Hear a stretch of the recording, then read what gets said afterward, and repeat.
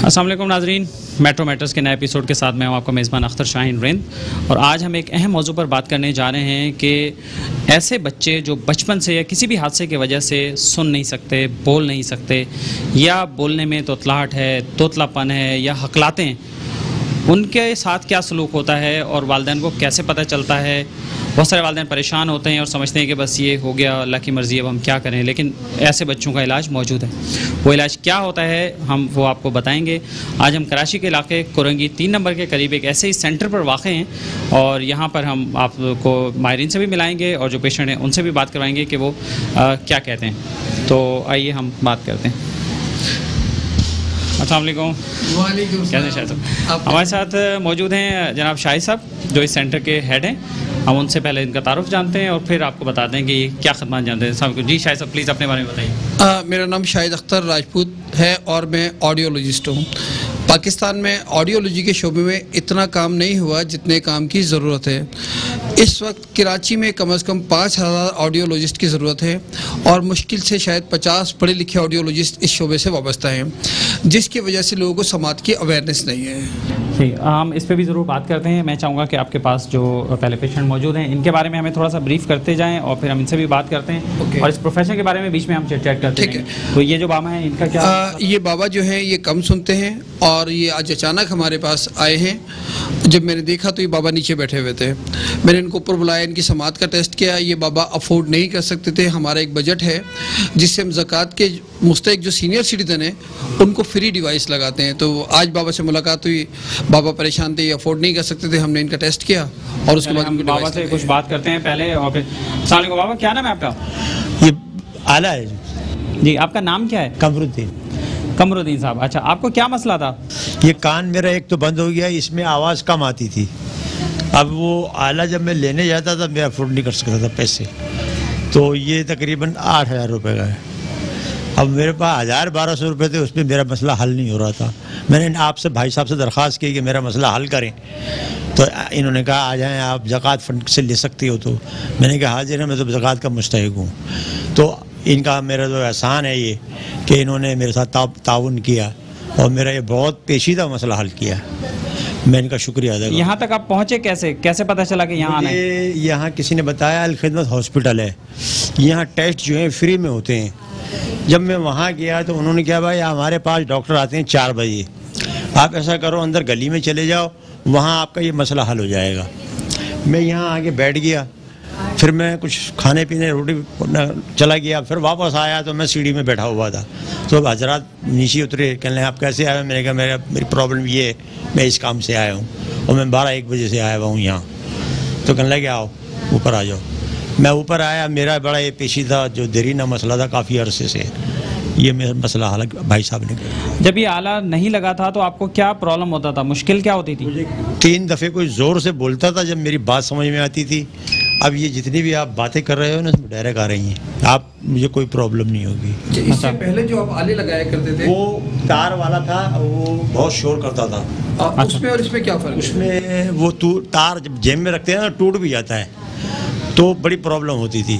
तकरीबन मेरा आज ये मसला बारी ताला की दुआएं, आप लोगों का ताउन है, हल हो गया है। आप क्या काम करते हैं वैसे? कुछ भी नहीं करता, आंखें मेरी कमज़ोर हैं और टांग मेरी कमज़ोर है, मैं चल भी मुश्किल से सकता हूँ। और ये देरीना पेचीदा मसला था ये कान का, वो 3 दफ़े ज़ोर से बोलता था जब मुझे समझ में आती थी। और रहते कहाँ हैं आप बाबा? रंशुलैन में।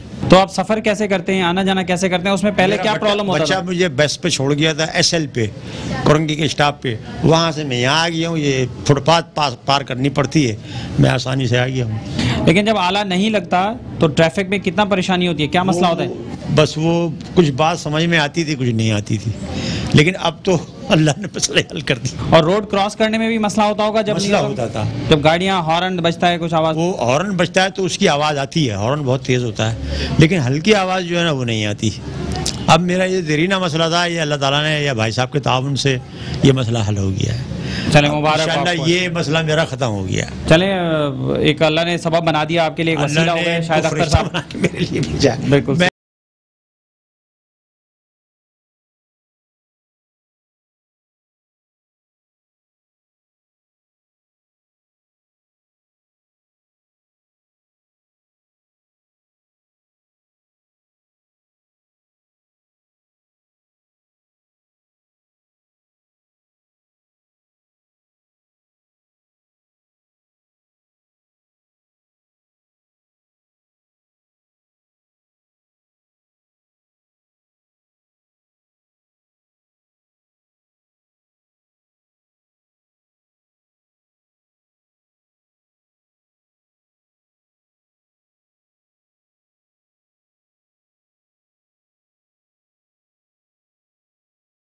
जी शायद भाई, तो ये बच्चा जो है ये NICH में एडमिट थे, तो वहाँ से मेरे दोस्त डॉक्टर का फ़ोन आया कि यार इनको जो है मेनिंजाइटिस हुआ था जिसकी वजह से इनकी हेयरिंग चली गई है, ज़रा इनको टेस्ट कीजिए। अब जब ये हमारे पास आए हमने इनका टेस्ट किया है तो इनको एक कान में जो है मॉडरेटली सीवियर हेयरिंग लॉस आया और दूसरे में सीवियर हेयरिंग लॉस है। लेकिन बच्चे के जो है कुछ रिस्पॉन्सेज वीक हैं, जिसकी वजह से हमने इनको कहा है कि इनको दोबारा इनकी रीअसेसमेंट होगी, तो 2-3 दिन बाद इनको दोबारा बुलाएंगे। लेकिन इनके वालिदैन का कहना है ये कि 1.5 महीना पहले ही सही बोलते थे और बोल नहीं रहे हैं। तो देखें अगर अल्लाह करे कि इनकी हेयरिंग रिवर्स हो जाती है, वरना फिर इनको डिवाइस लगेगी और फिर डिवाइस के बाद ये नॉर्मल बच्चों की तरह बात करना शुरू कर लेंगे। ये क्या अचानक हो जाता है या जैसे ये बुखार हो या तबीयत खराब हो? असल में ये हेयरिंग लॉस जो है किसी भी इन्फेक्शन की वजह से हो सकता है मुस्तकिल बुनियाद पे, या बुखार की वजह से। अगर तेज़ बुखार होता है और लोगों को झटके लगते हैं तो उस झटके में ये होता है कि जिस तरह अगर हमारे एक आसान सी मिसाल ये है कि अगर लाइट का फ्लक्चुएशन होता है तो कभी बल्ब उड़ जाता है, कभी फ्रिज उड़ जाता है, कभी AC उड़ जाता है। इसी तरह जब हमें झटके लगते हैं तो हमारे ब्रेन में फ्लक्चुएशन होता है, उसमें उससे रिलेटेड जो भी एरिया है अगर वो डैमेज हो जाए तो वो काम करना छोड़ देता है। किसी की आँख चली जाती है, किसी को सुनने में मसला होता है, किसी को सूंघने में, किसी को बोलने में। तो इस बच्चे की जो है समात मुतासिर हुई है। अच्छा, हम कोशिश करते हैं बच्चा अगर कुछ सुन ले। आपने बात की। अस्सलाम वालेकुम बेटा, क्या नाम है आपका? सुन सकते हो? हाँ, सनाउल्लाह। अच्छा, आवाज़ आ रही है मेरी आपको? ज़्यादा आ रही है, कम आ रही है? ज़्यादा आ रही है, सही आ रही है? अच्छा, तो अभी आपको जब घर वाले बुलाते हैं तो दोनों कानों से सही आवाज़ आती है? आवाज़ आ जाती है? अच्छा, हाँ, वो बच्चा ज़रा उसको अंदाज़ा इतना नहीं हो पाता होगा ना, तो हम इनके वाले से बात करते हैं, बच्चे के वाले से। जी अस्सलाम वालेकुम, क्या नाम है आपका? मोहम्मद अली। अच्छा, बताइएगा बच्चे को क्या हुआ था पहले, क्या मसला? पहले बस ये नौकोट में हम रहते हैं, अभी अस्पताल में जना में आए हैं दाखिल। उधर हमारे को डॉक्टर ने भेजा इधर। ये आवाज़ कम सुनता है, बड़ी आवाज़ मारे ना फिर सुनता है। ये कानों में सोजन भी है इसके। अभी इसका मसला डेढ़ महीने के बाद, 1.5 महीने का मसला चल रहा है इसका। अच्छा, अभी इधर आए, इधर इन्होंने टेस्ट करी है। तो ये कम सुनने वाला मसला कब से हुआ है और कैसे हुआ, किस वजह से हुआ? पहले तो ठीक था? पहले बुखार आता है इसको, थोड़ा थोड़ा बुखार भी रहता है, कभी बुखार आ गया, कभी कैसे हो गया, थोड़ा थोड़ा पहले कान भी चलने लग गया था। फिर उधर हम प्राइवेट में दिखाया, नौकोट में डॉक्टरों ने, सही हो गया। फिर अभी फिर महीना 1.5 हो गया, सब सुनता ही नहीं है। सोजन भी है कानों में, दूसरे मुंह पे भी सोजन, इस पर सोजन आई हुई है। अभी इधर डॉक्टर ने भेजा, टेस्ट करिए इन्होंने, फिर बोला 15 दिन के बाद आना। तो यहाँ तो आपका फ्री में हो गया सारा? हमारा फ्री, हमारे को लिया कुछ भी नहीं इन्होंने, पैसे नहीं हमारे से लिए। तो क्या कहेंगे इनके यहाँ खिदमत के बारे में जो उन्होंने आपको? मेहरबानी, बस भाई हम गरीब आदमी हैं, मेहरबानी। तो ये नाज़रीन आपने गुफ्तगू सुनी। तो जब आपकी छुट्टी हो जाए हॉस्पिटल से तो जाते हुए दोबारा इसका टेस्ट करवा के जाएंगे।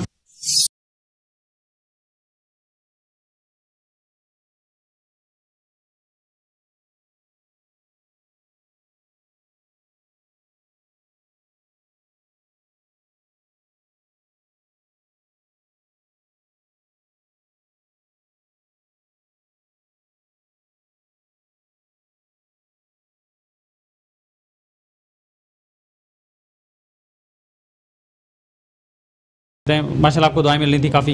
लोग तो ये ऐसे लोग जो अफोर्ड नहीं कर सकते, वो यहाँ आ सकते हैं आपके पास? जी बिल्कुल, हमारे पास आ सकते हैं। असल में 2021 वैसे भी हम पाकिस्तान में समात का साल मना रहे हैं, और अभी तक जब से हमने ये ऑडियोलॉजी मास्टर्स किया है तकरीबन 1 लाख से ज़्यादा अफराद की फ्री हेयरिंग असेसमेंट कर चुके हैं और 6000 से ज़्यादा ज़कात के मुस्तहिक लोगों को फ्री आले लगा चुके हैं ताज वेलफेयर ट्रस्ट के प्लेटफॉर्म से।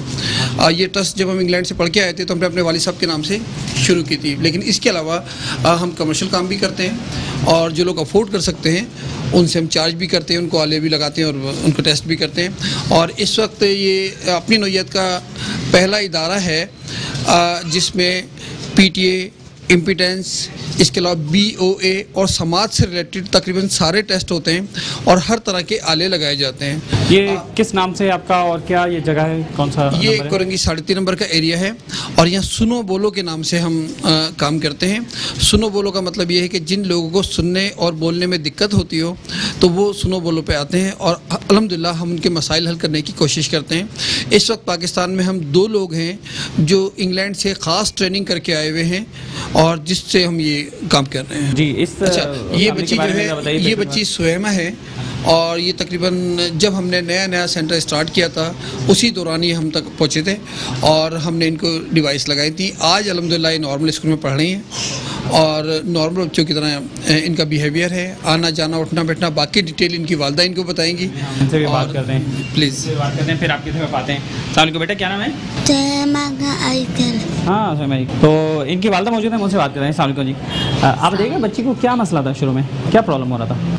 बस बच्ची को ये मसला था कि सुनाई में बहुत प्रॉब्लम थी। हम समझ रहे थे कि ये बोल लेंगी, देर से बोल लेंगी, जैसे सब हमें कहते थे नहीं नहीं ये बोल लेंगी, क्योंकि इनका बिहेवियर बिल्कुल नॉर्मल था, जैसे ऐसा कुछ था ही नहीं कि हमें कुछ ऐसा लगे, और ऐसा कोई है भी नहीं बच्चा कि हमें जो है ना वो हो के जो है ना नहीं सुन पा रही हैं। फिर बस हम डॉक्टर्स वगैरह के जाते रहे, फिर हमने बेरा टेस्ट वगैरह करवाया।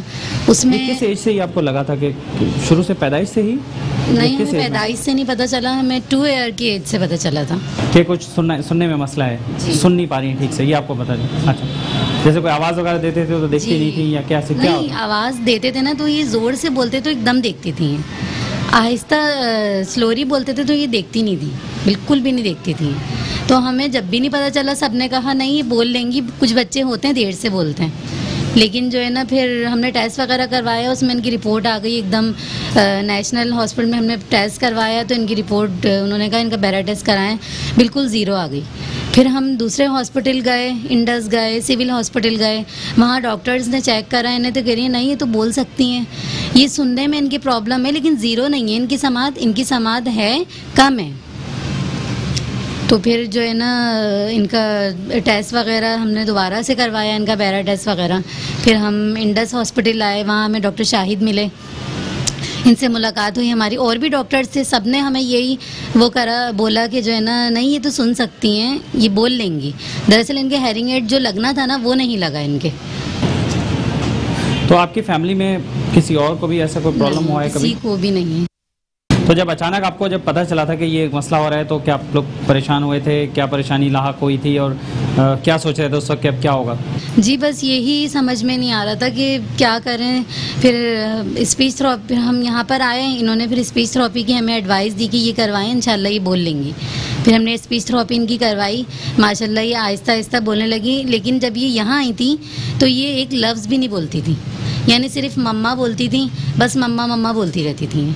लेकिन फिर माशाल्लाह से इनको आहिस्ता आहिस्ता डॉक्टर नुज़हत ने भी बहुत मेहनत करी इनके ऊपर ना, और फिर आना जाना, फिर ये मेरे उसमें था कि मैं लेकर आती थी इन्हें, बहुत मेहनत करी उन्होंने। फिर ये बोलना शुरू हो गई आहिस्ता आहिस्ता माशाल्लाह से। अब ये बात समझा देती हैं अपनी बोल के, क्योंकि इन्होंने हमें यही बोला था कि ये इनको इशारों में बात नहीं करिएगा आप। फिर हम इसको बोलने पर ही फोकस रखते थे कि ये सुने, आवाज़ें वगैरह देते थे। घर में मैं इनको लेके बैठती थी, यहाँ भी आती थी मैं सेंटर। तो आपने खासी मेहनत की और उसके बाद जाके अब आप मुतमईन हैं कि अब बेहतरी हो रही है? जी बहुत बेहतर हो गई। अब तो माशाल्लाह सवाल का जवाब भी देती हैं, ट्यूशन भी जाती हैं, और ट्यूशन में जो है ना ये पढ़ती भी हैं। चलें इंशाल्लाह आगे और मनाज़िल बहुत हैं, आगे और मेहनत करेंगी तो और माशाल्लाह अच्छा हो जाएगा। तो आप और पेरेंट्स के लिए क्या मैसेज देना चाहेंगी, चूँकि आपने इस फेज़ को गुजारा है, आपने टाइम निकाला है, टाइम दिया है, और पेरेंट्स को क्या कहेंगे उनके आगाही के लिए कि उन्हें क्या करना चाहिए? जी उन्हें यही करना चाहिए कि मेहनत करनी चाहिए। अगर वो मेहनत करेंगी, इनके लिए टाइम स्पेशली उन्हें निकालना पड़ेगा, और अगर वो नहीं निकालेंगी तो फिर मसला है ये बोलने में। तो जब ही ये सही होंगी जब ये टाइम थोड़ा सा पेरेंट्स भी दे पाएंगे। स्पीच थेरेपी वगैरह भी उन्हें करानी चाहिए। ठीक है, बहुत शुक्रिया, बहुत शुक्रिया, बहुत शुक्रिया।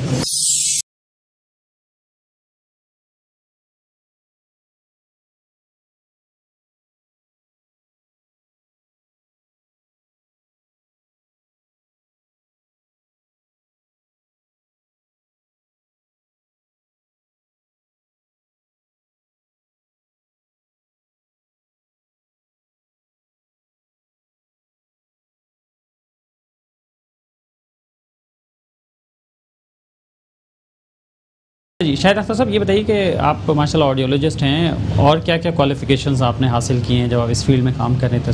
हमने कराची से मास्टर्स किया, उसके बाद हम इंग्लैंड चले गए, वहाँ से कॉकलिंग प्लांट रीहैब की ट्रेनिंग करके आने वाले गवर्नमेंट की तरफ से हम सिर्फ 2 ही लोग हैं पाकिस्तान में। अच्छा, 2, एक आप और मैं और एक नुज़हत। ये देखिए पाकिस्तान में इसकी क्या सूरत हाल है? कुछ आपने फिगर्स शुरू में आपने इसे कोट किए थे, तो यहाँ अप्रॉक्सीमेट कितने पेशेंट हैं पाकिस्तान में और उनको कैसे एड्रेस किया जा रहा है? पाकिस्तान में जो है समात के शोबे पे हंगामी बुनियादों पे काम की ज़रूरत है, या जिस तरह जंगी बुनियादों पे करते हैं इस तरह काम की ज़रूरत है। जिन लोगों की उम्र 45 साल से ज़्यादा है उसमें से तकरीबन 65% लोग हैं जो किसी न किसी लेवल पे कम सुन रहे हैं, और कम सुनने की वजह से जो मसाइल जन्म लेते हैं जिसमें नफ्सियाती भी होते हैं और दीगर भी होते हैं। इसके अलावा बच्चों की तादाद इसके अलावा है। मैंने इससे पहले भी आपसे कहा था कि कराची में कम से कम 5000 ऑडियोलॉजिस्ट की ज़रूरत है, और तकरीबन 50 अफराद भी ऑडियोलॉजिस्ट ऐसे नहीं है जो पाकिस्तान में बाकायदा पढ़े लिखे लोग, कराची में बाकायदा पढ़े लिखे लोग काम कर रहे हों। तो जब ये रेशो है तो एक तो ये है कि स्टूडेंट्स को इस शोबे की तरफ आना चाहिए, दूसरा लोगों को अपने फैमिली मेम्बरान की, अपने वालिदैन की, अपने बच्चों की समात का टेस्ट करवाना चाहिए। समात का इशू दरअसल ऐसा इशू है जिसकी निशानदेही आमतौर पर दूसरे करते हैं। आपने भी अक्सर अपनी ज़िंदगी में देखा होगा, जो लोग कम सुनते हैं तो आप उनसे कहते हैं यार आप कम सुन रहे हैं, लेकिन वो कहते हैं नहीं जी मैं सही सुन रहा हूँ। अगर किसी के सर में दर्द होता है या किसी कमर में दर्द होता है, किसी को ब्लड प्रेशर होता है, तो आदमी खुद डॉक्टर के पास चला जाता है कि जी मुझे ये शिकायत है। लेकिन समात के लिए ये होता है कि हम अपने वालिदैन से कहते हैं अब्बू आप कम सुन रहे हैं, अब्बू कहते हैं नहीं बेटा मैं सही सुन रहा हूँ। तो आपने बहुत कम पेशेंट ऐसे देखे होंगे ना होने के बराबर। इसमें डिनाइल बहुत ज़्यादा है। डिनाइल बहुत ज़्यादा है। अच्छा, इसका शायद एक खौफ है कि हमें आला लगाना पड़ेगा। पहले जिस तरह लोग चश्मे से डरते थे, अब आले से डरते हैं। और ये भी हमारे मुल्क में है कि जो लड़कियां चश्मा लगाती हैं उनके रिश्ते वगैरह के भी इशू होते हैं। लेकिन इसके अलावा ये है कि जो लोग कम सुनते हैं उनको आले लगाने चाहिए। और मेरा मैसेज उन तमाम लोगों के लिए है कि जो लोग आले लगाते हैं और अपने आले से मुतमईन नहीं है, वो ज़रूर हमसे रब्ता करें। और इसके अलावा जो लोग आला लगाना नहीं चाहते तो उन्हें भी बता दिया जाएगा किस तरह उनकी लाइफ बेहतर होती है। बल्कि ऐसा भी हुआ है कि कुछ लोग ज़कात के मुस्तहिक होते हैं और उन्हें लोग आले लगा देते हैं, लेकिन उनको आले की ज़रूरत नहीं होती। तो ऐसे भी अफराद हैं जिनके आले हम लोगों ने हटाएं कि नहीं जी आपको आले की ज़रूरत नहीं है, आपको गलती से किसी ने आला लगा दिया है। दूसरा ये कि तरक्की याफ्ता ममालिक में जो बच्चे स्कूल जाते हैं उनका हर साल समात का टेस्ट होता है। हमारे यहाँ ये रुझान नहीं है। बहुत सख्त ज़रूरत है कि हम अपने बच्चों की समात का टेस्ट करवाएं। अगर हमारे वालिदैन कम सुन रहे हैं, टीवी लाउड सुन रहे हैं, या हमें कोई करीब से बात कर रहा है और हमें रिपीट करवाना पड़ रही है, तो हम उनकी समात के टेस्ट बाकायदगी से करवाएं। ये बताइए कि क्या हर ऐसे पेशेंट को आले की ज़रूरत होती है? नहीं, जो लोग कम सुन रहे होते हैं हर पेशेंट को आले की ज़रूरत नहीं होती है। कोई सर्जरी से ठीक हो जाते हैं, कुछ दवाओं से ठीक हो जाते हैं। तीसरा जिसे हम सेंसुरल हेयरिंग लॉस कहते हैं या मिक्स्ड हेयरिंग लॉस कहते हैं, उनको डिवाइस की ज़रूरत होती है। तो अगर किसी बच्चे को चेक करना हो, वैसे पेरेंट्स कैसे चेक कर सकते हैं कि समाज ठीक है या नहीं? पेरेंट्स इस तरह कर सकते हैं कि अगर एक बच्चा है जब वो सो रहा है तो उसके सर के पास किसी प्लेट से चम्मच को हिट करें, कोई ऐसा टॉय ले लें जिससे साउंड जनरेट होता है, वो साउंड जनरेट करें। अगर बच्चा उठ जाता है तो इसका मतलब बच्चा नॉर्मल है। अच्छा, फिर हम देखते हैं कि बच्चे को उसके नाम से आवाज़ देते हैं या कोई इशारा करते हैं बच्चे को। बच्चा दो खौफ दुनिया में लेके पैदा हुआ है जी। एक, अगर बच्चे को आप गिराने की कोशिश करें तो बच्चा अपने आप को समेट लेता है। दूसरा खौफ जो है साउंड का है। जब बच्चे के कान में कोई भी आवाज़ जाएगी तो कोई ना कोई फेशियल रिस्पॉन्स देगा, वो आई ब्लिंक करेगा, वो कुछ ना कुछ करेगा। और हमारे इस्लाम में हमें ये एडवांटेज है कि मैं ज़ाती तौर पे एज ए ऑडियोलॉजिस्ट ये समझता हूँ कि जब बच्चे के कान में अजान दी जाती है तो हमारे हज़ूर पाक सल्लल्लाहु अलैहि वसल्लम उसके कान में जब अजान देते होंगे तो उसके फेशियल एक्सप्रेशन देखते होंगे कि, और उससे पता लगता होगा कि बच्चा सुन रहा है या नहीं सुन रहा। अब इस पर मज़ीद रोशनी तो उलमा इकराम डाल सकते हैं, लेकिन मेरा ये ख्याल है कि अजान देने के दौरान अगर हम उसकी वीडियो बना लें तो भी हमें रिस्पॉन्स मिल सकता है कि आया बच्चा सुन रहा है या नहीं सुन रहा है। और बस लास्ट आपसे सवाल ये होगा मेरा कि जो बच्चे हकलाते हैं या तोतलापन होता है, बोल नहीं पाते, उनको भी आपके पास फैसिलिटी है? उनकी भी हमारे पास फैसिलिटी है। और वो बच्चे जो हकलाते हैं, तुतलाते हैं या साफ़ नहीं बोलते, उनके वालिदैन बिल्कुल परेशान ना हो, वो किसी भी अच्छे स्पीच थेरेपिस्ट के पास चले जाएं। इंशाल्लाह वो बच्चा नॉर्मल अफराद की तरह बात करना शुरू कर देगा। बहुत शुक्रिया शाहिद अख्तर साहब, आप हमारे साथ मौजूद रहे और उम्मीद है कि इससे लोगों को बड़ा फ़ायदा होगा। आपका बहुत शुक्रिया। आप माशाल्लाह अच्छे शो कर रहे हैं और लोगों की अवेयरनेस के लिए कर रहे हैं, तो इंशाल्लाह हमें उम्मीद है कि इससे लोगों को फ़ायदा होगा। और आपने देखा कि लोग आपको भी दुआ देते हुए गए हमारे साथ साथ। Thank you.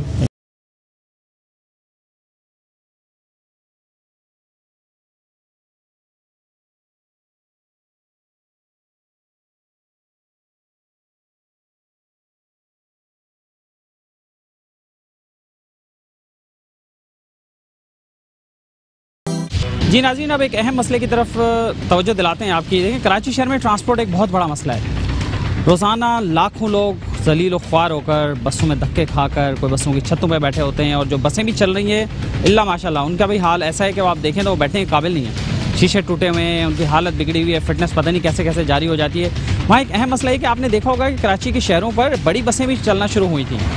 वो बसें कहाँ गई? अचानक ही गायब हो गई।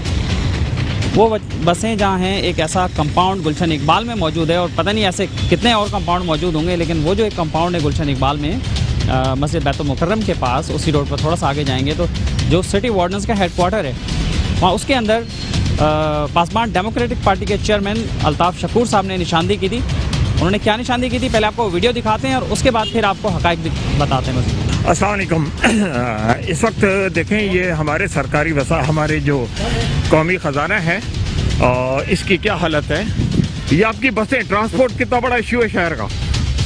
ये सामने बसें खड़ी हुई आपको नजर आ रही हैं, ये सरकारी वसाइल, ये ट्रैक्टर, सब ये केएमसी की गाड़ियां, और ये सामने आपकी बसें, ये सड़कों पर नहीं है। कराची के शहरी इस वक्त परेशान हैं। ये सारी बसें इस वक्त रूट पर होनी चाहिए, लोगों के इस्तेमाल में आनी चाहिए, लेकिन सब करप्शन की नज़र हो रहा है।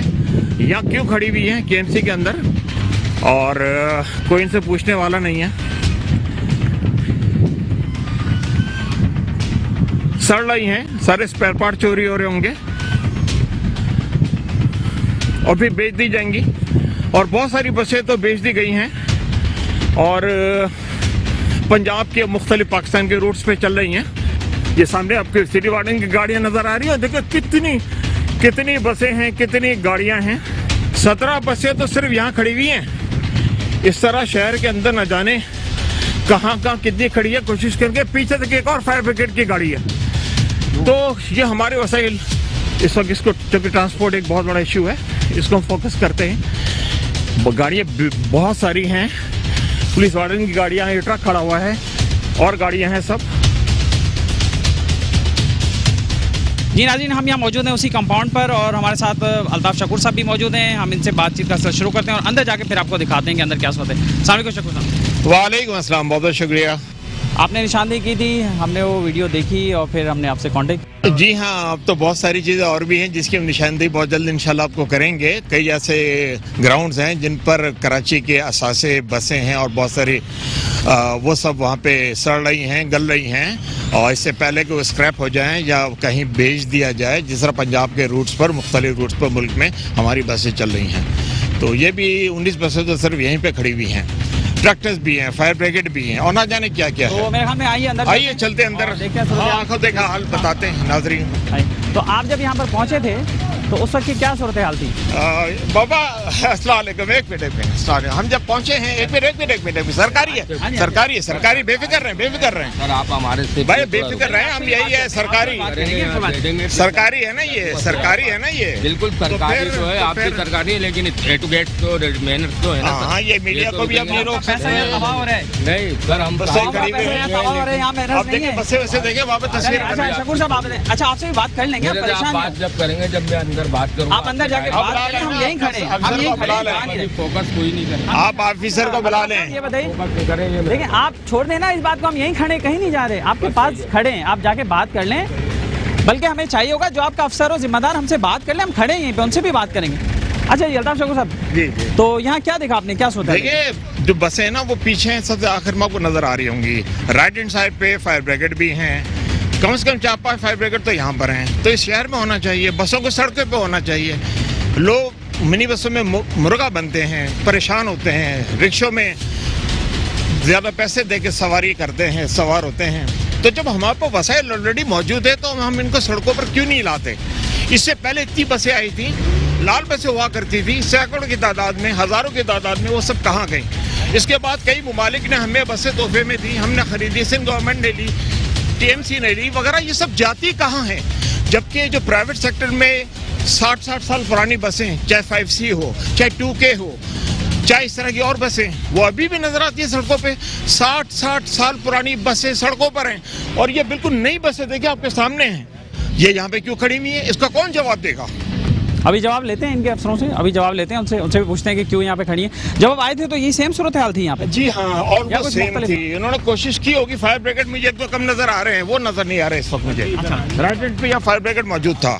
अच्छा जी, तो आपने क्या पोजीशन देखी यहाँ पे जब थी? देखें राइट हैंड साइड पे इतने सारे कंटेनर है, ये आई मीन बसें हैं, वो कंप्रेसर्स लगे हुए हैं, सामने ग्रीन बसें हैं, उल्टे हाथ पे फायर ब्रिगेड हैं। ये तो हमें नजर आ रहे हैं। देखिए कितनी पुलिस वार्डन की यहाँ पे पीछे कई कतार थी, मैंने देखी थी, पता नहीं उन्हें हटाना दी हो। हाँ। तो ये सब आखिर यहाँ पर क्या हो रहा है? ये तो खाना, ये तो ये वाला है। आइए पहले बसों को एक तरफ जरा चलते हैं और नाज़रीन बसें आपको दिखाते हैं कि वहाँ की क्या पोजीशन है, वहाँ क्या सूरत हाल है, और फिर हम ऑफिशियल से भी आपको जरूर मिलाएंगे, उनका भी जरूर वर्जन लेंगे कि वो क्या कहते हैं। जो गाड़ियाँ थी ना वो भी नजर नहीं आ रही, पूरी लंबी कतार थी। अच्छा, उन्होंने हटा ली है यहाँ से ना।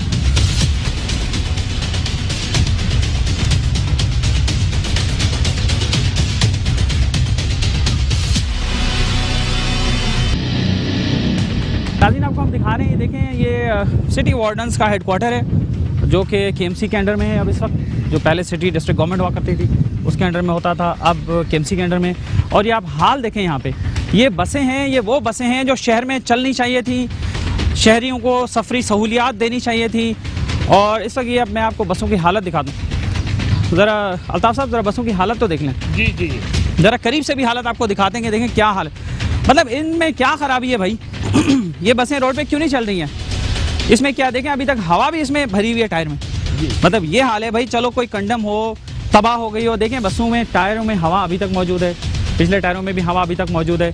और ये इनके दरवाजे बंद ज़रूर हैं, लेकिन मेरे ख्याल में हम अंदर झांक के भी देख सकते हैं कि सीटें वीटें सब सेट हैं, लगी हुई हैं, सिवाय से सिर्फ इसको झाड़ना होगा और बिल्कुल ये रेडी हो जाएगी और चलना शुरू हो जाएगी। तो भाई ये और एक चीज़ और देखिए, पीछे बकरियां नजर आ रही हैं। ये कोई जमील फारूकी साहब होते हैं, इनकी 60-70 बकरियां ऐसी कंपाउंड में परवरिश पा रही है। दिखाएं जरा, बकरियां भी हैं, अच्छा बकरियां भी हैं उस तरफ, और बकरियां पता नहीं किसकी हैं। अब आप कह रहे हैं कि उनकी हैं, जमील फारूकी साहब कोई होते हैं। अच्छा चलो, उनके कोई ऑफिशियल आ जाते हैं तो उनसे भी हम पूछ लेते हैं। मेरे ख्याल में बस का दरवाज़ा खुला हुआ है, जरा आप आए वैसा तो हम थोड़ा सा देख लें अगर बस खुली हुई है तो। जी बिल्कुल, बस का दरवाज़ा खुला हुआ है, आए नाज़रीन आपको दिखाते हैं बस के अंदर क्या सूरत हाल है। ये देखिए बस में सीटें तकरीबन सारी सीटें सलामत हैं और वो सही हैं। हाँ बस मट्टी है, गर्द है, अटी हुई है, सब चीज़ें, सिर्फ कुछ सीटें पीछे टूटी हुई हैं, बाकी ये बस सब बिल्कुल ठीक ठाक है, शीशे वीशे सब सेट हैं। और यहाँ पर जो है ना, लेकिन ये बस डंप कर दी गई है। आइए आगे चलते हैं।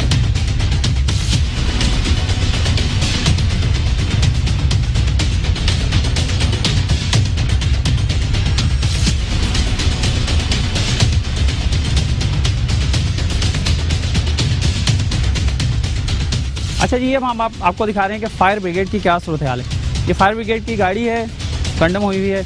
अब पता नहीं और भी गाड़ियाँ थी, आपने देखा था यहाँ पे 2-3 गाड़ियाँ थी, नजर नहीं आ रही। ये गाड़ियाँ भी देखिए कंडम पड़ी हैं, ये गाड़ियाँ सरकारी हैं सारी। ये तो एक्स नंबर की गाड़ी है, ये तो लग रहा है जो WHO और यूनिसेफ की दी हुई गाड़ियाँ होती हैं, ये वो वाली गाड़ियाँ हैं। बिल्कुल ये वही गाड़ियाँ हैं। ये इंटरनेशनल जो फंडिंग एजेंसीज़ हैं वो गाड़ियाँ प्रोवाइड करती हैं, जो हेल्थ डिपार्टमेंट को मिलती हैं, पोलियो में यूज़ होती हैं और इमदादी प्रोग्राम्स में यूज़ होती हैं। एक्स नंबर नहीं, एक्स नंबर की गाड़ी होती है वो। और गाड़ियाँ और देखें, और आगे आपको दिखाएं, और भी कंडम हुई हुई गाड़ियाँ यहाँ पे।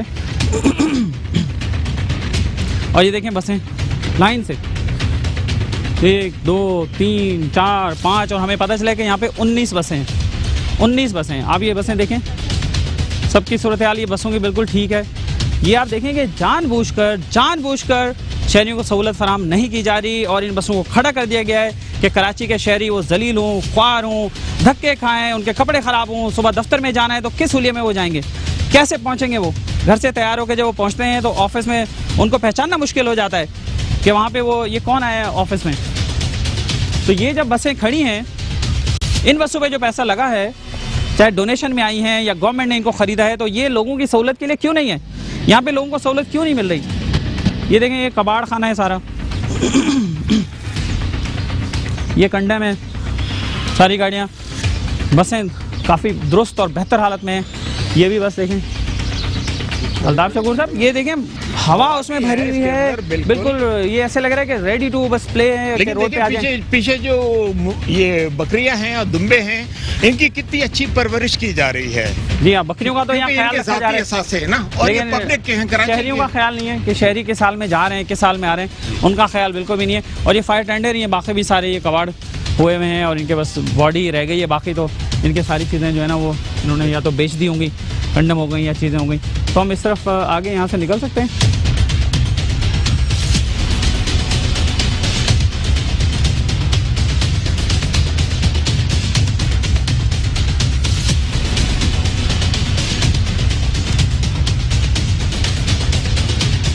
एक तरफ देखें वज़ीर आज़म नए फायर टेंडर दे रहा है 50 कराची के लिए। गवर्नर साहब उसको फीते काट रहे हैं उसके और दिखा रहे हैं और बड़ा एहसान जता रहे हैं कराची के शहरियों पे कि जी हम आपको देखें फायर टेंडर दे रहे हैं। लेकिन वो तो चलें दे रहे हैं, अच्छी बात है, चलो दिए उन्होंने, लेकिन हमारे अपने लोग क्या कर रहे हैं। KMC क्या कर रहा है, एडमिनिस्ट्रेटर साहब क्या कर रहे हैं, वो लोग क्या कर रहे हैं शहरियों को सहूलत देने के लिए। जी वो माल बना रहे हैं और फिर ये मसाइल हल हो गए तो ये जो तासुब का जो शहर के अंदर एक बीज बोया गया है वो कम होगा या ख़त्म होगा। तो तासुब ख़त्म होगा तो इनकी दुकानदारी ख़त्म हो जाएगी, इनकी सियासत ख़त्म हो जाएगी। तो नहीं चाहते कि पब्लिक के मसाइल हल हों।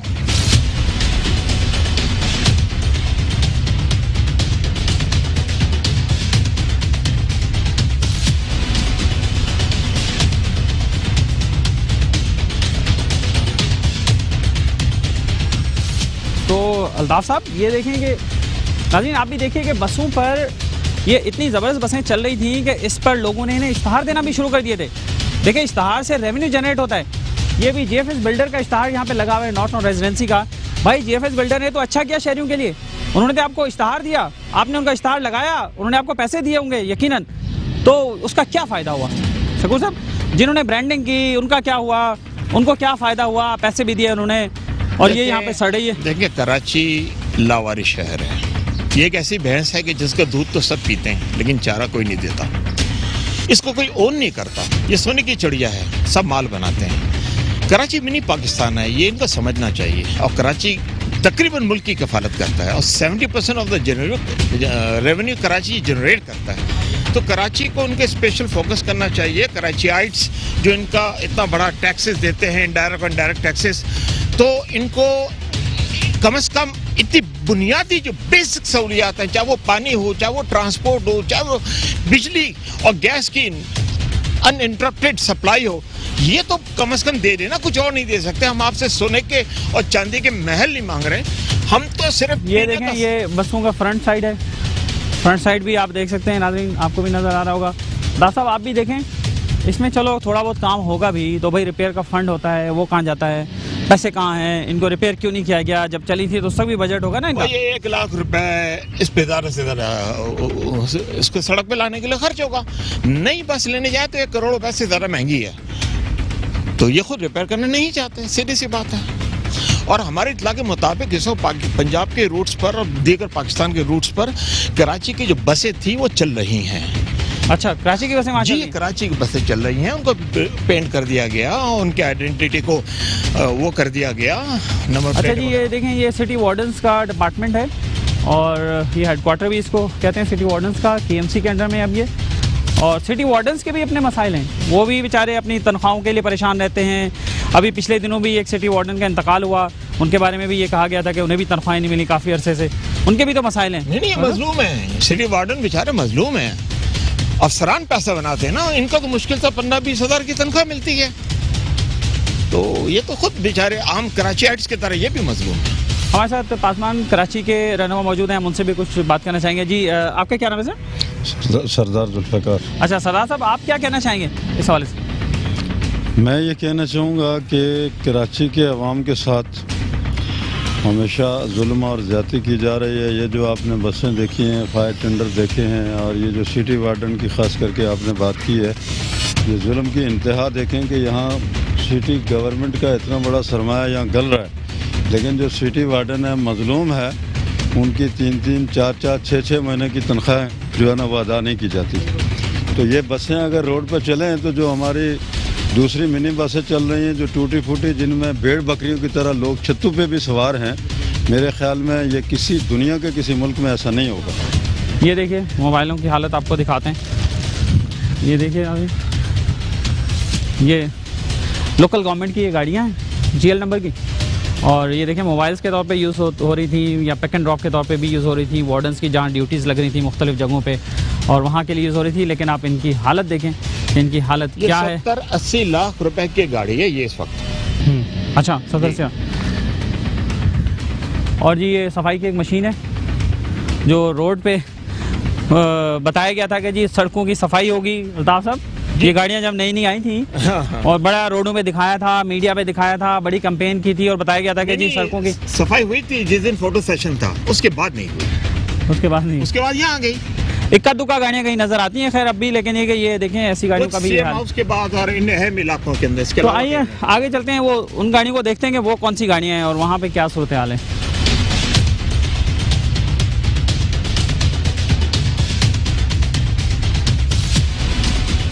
और देखें जनाब एम्बुलेंसेज ज़बरदस्त 1122 की एम्बुलेंस है जी। आपको अगर एम्बुलेंस चाहिए शहरियों को तो आप कॉल करें, आपको एम्बुलेंस मिल जाएगी। KMC ने बड़ी मेहनत की है। और 1122 की एम्बुलेंसेज का हाल देखें आप क्या है। फिर कहते हैं कि जी शहर में एम्बुलेंस सर्विस क्यों नहीं है भाई, तो फिर NGOs ही चलाएंगी ना, ये तो NGOs की मेहरबानी है। ये देखें 1122, ये देखें क्या हाल है। अंदर ज़रा देखें कि शायद कुछ पड़ा हुआ है, सामान वामान है कि नहीं है। वाह वाह, देखें जी कबाड़ हो गया, बस सिर्फ बॉडी पड़ी है, स्ट्रेचर पड़ा है, ये सीट है कुछ, और बस ये कपबर्ड्स हैं, इसके जहाँ सामान वामान रखा जाता था, लकड़ी वाले कवर्स ये मौजूद हैं। पर्दे वर्दे छोड़ दिए इन्होंने, मेहरबानी की है। बाकी सब चीज़ें यहाँ से निकल चुकी हैं। थर्मोमीटर भी टूट फूट गया है। और इस तरफ देखिए जनाब इस एम्बुलेंस को, तो ये एम्बुलेंस भी सिर्फ एक डब्बा ही रह गया, बस सीटें बैठे हैं, बाकी इसमें कुछ नहीं है। सब कुछ निकाल के ले गए या पता नहीं बेच दिया है या खा गए हैं या क्या किया है। यहाँ की सूरत हाल देखिए। और ये 1122 जिसका बड़ा क्लेम करते थे कि जी हमने जो है ना वो कर दिया, और फोगिंग यूनिट है ये भी ख़राब पड़ा है, डम पड़ा है। ये देखिए आप, ये पड़ा हुआ है उसके आगे, और ये इनके ट्रक्स पड़े हुए हैं। और माशाल्लाह 1122 की तो लाइन है भाई यहाँ पे। ये देखें 2 गाड़ियाँ तो सिर्फ ये हैं, और ये 1122 हम अंदर ज़रा घुस के देखते हैं और आपको भी दिखाते हैं। आदमी हम ज़रा घुस के देखते हैं कि ये माशाल्लाह 2 वो थी, ये 3 और ये 4 और ये 5 6 7 8 9 10 और एक उस तरफ भी है 11। तो भाई 1122 को कहाँ देखें डंप कर दिया गया। 1122 जो इंट्रोड्यूस करवाया था सिविक सेंटर पे ये खड़ी होती थी, बड़ी ज़बरदस्त हालत में, नई हालत में खड़ी होती थी। और ये उसके बाद एटलीस्ट चलें आम कॉलर पे नहीं जाती थी तो किसी डिज़ास्टर में, किसी इमरजेंसी में शकूर साहब ये तो काम आती थी। बड़ा बिल्कुल बिल्कुल बहुत बड़ा जुल्म है, ज़्यादती है। इस कंपाउंड के अंदर आपने कम से कम 11-12 एम्बुलेंसेस देख ली, आपने 10-12 फायर फाइटिंग मशीनें देख ली, आपने 19 बसें देख ली, उसके अलावा भी सैकड़ों गाड़ियाँ यहाँ पड़ी हैं। ये किसके वसाइल? ये कराची के वसाइल, ये कराची पे खर्च होना चाहिए। लेकिन करप्शन के होते हुए कभी सिंध हुकूमत करप्शन करती है, कभी लोकल गवर्नमेंट कर।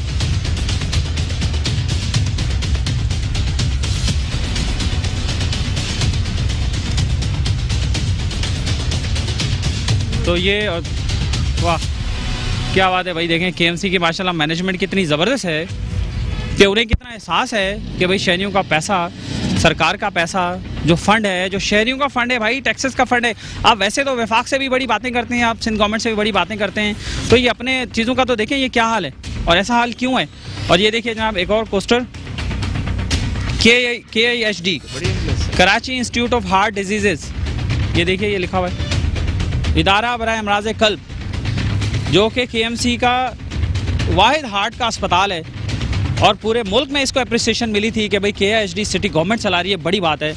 और KMC का अब्बासी शहीद अस्पताल, KMC का KMDC जो मेडिकल और डेंटल कॉलेज है, वो जब KMC उसे चला रही थी तो कितनी अप्रिसिएशन उसको मिल रही थी अल्ताफ साहब। और अब आप देखेंगे इन्होंने क्या बेड़ा करके जी, लोगों ने बहुत ट्रस्ट किया, लोगों ने 2-2 3-3 मेयर इनको मुंतखब किए, लेकिन कराचीइट्स के साथ जो जुल्म और ज़्यादती हुई, जो वादा खिलाफियाँ हुई, जो धोखाधड़ी हुई, इसकी शायद कोई मिसाल ना मिले। आज कराची को अगर सही हुकूमत मिल जाए, कराची का वाकई अपने नुमाइंदे मिल गए जेन्युइन, तो कराची तो $2-4 बिलियन के लिए आप IMF और वर्ल्ड बैंक से भीख मांगते हैं, ये तो कराची खुद दे सकता है आपको, कराची खुद जनरेट कर सकता है। कैसे अब मजीद कैसे दे जब ये हाल किया उन्होंने? कम से कम शोफर बनने से नहीं, तो ये हाल किया है तो एतमाद अब लोग कैसे एतमाद करेंगे इनपे? नहीं तो फिर इसका हल एक ही है ना कि इलेक्टोरल जो प्रोसेस है इसके अंदर से वही कामयाब होता है जो करोड़ों रुपए खर्च करे। लोग इन्वेस्टमेंट करते आते हैं, इन्वेस्टमेंट करके आके फिर वसूल करते हैं, ये साइकिल चलता रहता है। और देखिए ये KDA विंग का ये भी एक गाड़ी पड़ी है, एम्बुलेंस ही लग रही है ये भी, लेकिन इसको फोटो नहीं लगा। बाकी हाई रूफ्स हैं और बहुत सारी गाड़ियाँ हैं जो कंडम हो गई, हर चीज़ गायब हो गई है। हाँ जी बिल्कुल, हर चीज़ गायब हो गया। ऐसा और फिर आखिर में बचा गया जी कंडम हो गया, और जी कर दें ऑक्शन कर दें, स्क्रैप में दे दें।